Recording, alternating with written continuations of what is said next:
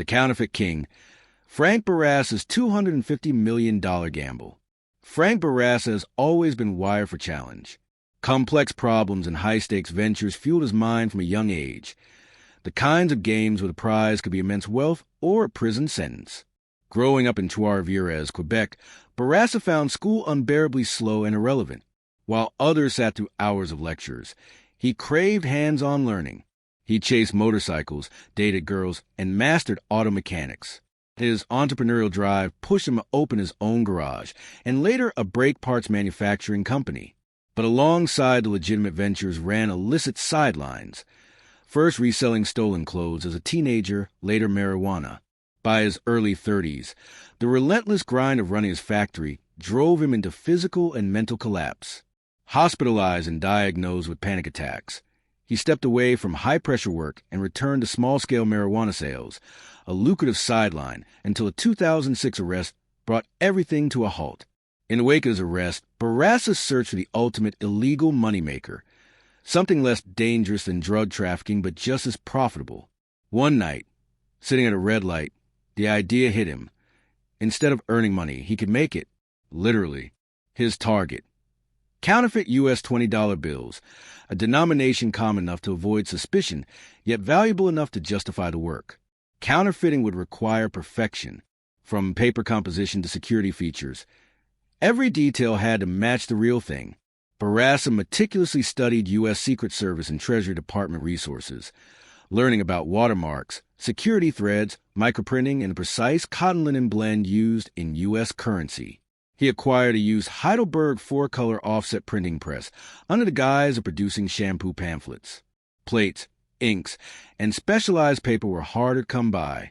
He crafted an elaborate cover story about printing corporate bond certificates and sourced custom paper from a Swiss mill, piece by piece building it to U.S. Treasury specifications, right down to the watermark and embedded strip, without arousing suspicion.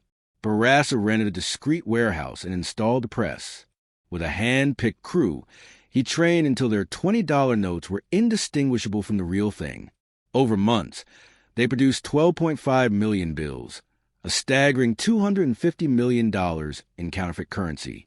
The plan was to sell the notes at 30 cents on the dollar, primarily to overseas drug traffickers to keep them out of U.S. circulation. Buyers were impressed, and orders rolled in, but sales moved slower than expected, prompting Bourassa to expand his network, a decision that would lead to his undoing.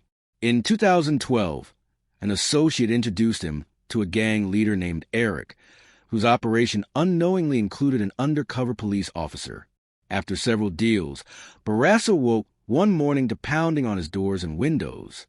The Royal Canadian Mounted Police, Quebec Provincial Police, and U.S. Secret Service had raided 6 locations, arresting 4 people, including Bourassa. Facing possible extradition to the United States and decades in prison, he confessed to protect his girlfriend from charges. Authorities seized about $1 million in counterfeit bills, unaware that $200 million more, and the printing press, were hidden in a truck, awaiting trial. Bourassa realized his hidden cash was his ticket out.